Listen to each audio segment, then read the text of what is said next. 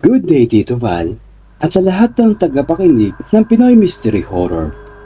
Ako nga pala si June, isang negosyante mula sa Quezon City.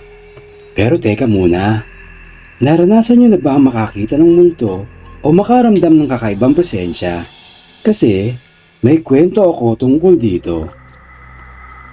May negosyo akong maliit, Tito Val. Nagmamay-ari ako ng rent-a-car service dito sa area namin. Hindi naman kalakihan ng fleet ko.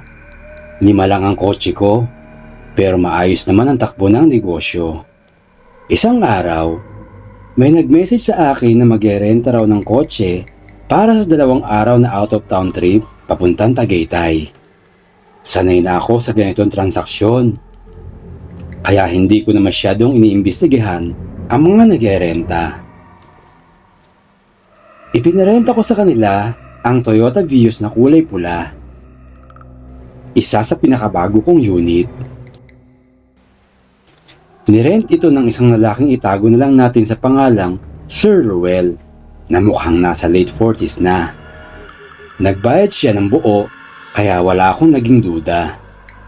Fast forward, pagbalik ng kotse matapos ang 2 araw, maayos naman ito. Walang diferensya. Pero napansin ko lang, parang may amoy na hindi ko maipaliwanag. Hindi ko ma-describe.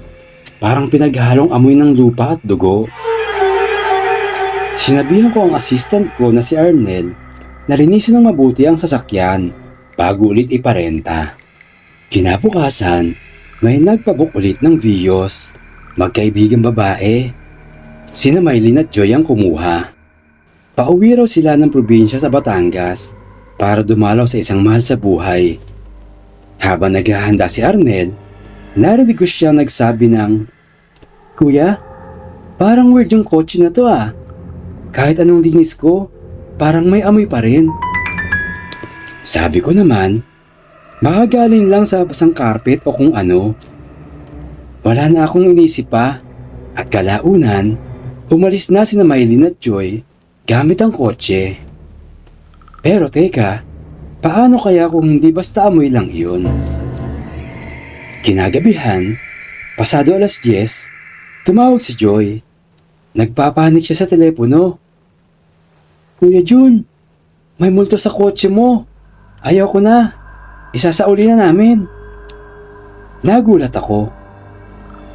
"Ano bang nangyari?" tanong ko. Pero hindi siya sumagot ng maayos.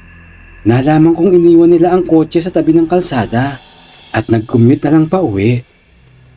Kinabukasan, pinuntahan ko ang kotse at nakita ko ito sa gilid ng highway, nakaparada. Pagbukas ko nito, napansin kong parang may mga maliliit na bakas ng paa sa upuan sa likod. Kahit na malinis ito bago nila ginamit. At naroon pa rin ang amoy na hindi mawala-wala. Makalipas ang ilang araw mula nang ibalik ang pulang Vios, biglang may dumating ng mga pulis sa bahay ko. Nagulat ako nang sabihin nilang iniimbestigahan nila ang kaso ng hit and run na nangyari noong araw na nirentahan ni Sir Ruel ang kotse ko. Ayon sa mga opisyal, isang mag-ina ang nasagasaan na naglalakad sa madilim na bahagi ng kalsada, malapit sa Alfonso, Cavite. Nakakuha nila ang plate number mula sa mga witness at natukoy nilang ito ang kotseng ginagamit ng negosyo ko. Ayon pa sa mga witness, imbis na tumigil at tumulong, pinaharurot niya ang kotse palayo. Agad kong ibinigay ang impormasyon ni Sir Ruel at hindi naman ito tumanggi ng kausapin ng mga pulis. Inamin niya ang nagawa niya pero sinabi niyang natakot siya kaya tumakas na lang. Sa halip na makulong, napagkasunduan na lamang ang isang medyo may kalakihang pinansyal na areglo sa pamilya ng mga biktima. Kahit naayos na ang issue, hindi ito nabura ang bigat sa konsensya ko, lalo na tila may iniwang sumpa sa kotse ang kalunos-lunos na trahedya. Bigla kong naalala ang mga bakas ng paa at amoy sa loob ng kotse.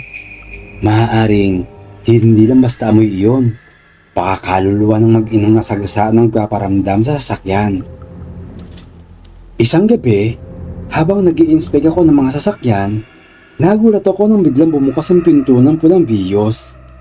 Akala ko si Arnel yun, pero nang silipin ko, walang tao. Bigla akong nakarinig ng iyak ng bata. Mahina lang pero malinaw na malinaw sa tenga ko. Hindi ko namalayan, nanginginig na pala ang mga kamay ko. Napalingon ako sa likod ng kotse at doon ko nakita ang isang babae. Nakaputing damit, hawak ang kamay ng isang maliit na batang kasama nito. Hindi ko makita ang mukha nila dahil parang natatabunan ng mga anino. Itinuturo nila ang kotse na para bang sinasabing, dito kami namatay. Simula noon, hindi ko na ipinarenta ang pulang Vios. Nabento ko ito sa murang halaga. Pero kahit nawala na sa akin ang kotse, nararamdaman ko pa rin minsan ang presensya nila. Parang naroon pa rin sila, naghihintay ng hustisya na hindi nila natamo. Kaya sa mga may negosyo na tulad ko, huwag lang basta pera ang iniisip. Siguraduhin yung kilalanin ang bawat customer. Salamat Tito Bal at sa lahat ng nakikinig ng Pinoy Mystery Horror. Hanggang dito na lang po ang kwento ko. Paalam!